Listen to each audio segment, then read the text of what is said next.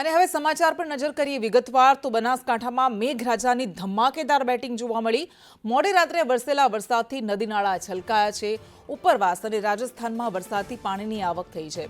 પાલનપુર, દાંતીવાડા, ડીસા તાલુકામાં સારો એવો વરસાદ ખાબક્યો। આલવાડાનું વહેણ ફરી એક વખત જીવંત થયું છે।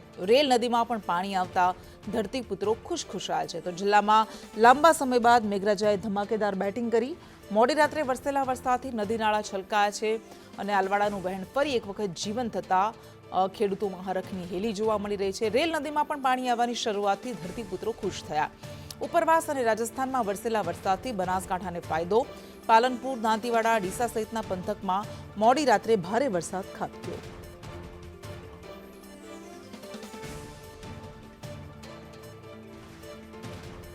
તો આ દ્રશ્યો આપણે બતાવી રહ્યા છે। બનાસકાંઠાના લાંબા વિરામ બાદ ફરી પાછા બનાસકાંઠાને ઘમરોળવાનું મેઘરાજાએ શરૂ કર્યું। ધમાકેદાર બેટિંગ મોડી રાત્રે જોવા મળી, જેના કારણે જળાશયો છલકાયા છે, નદી નાળાઓ છલકાયા છે, નદીઓમાં નવા નીર આવ્યા।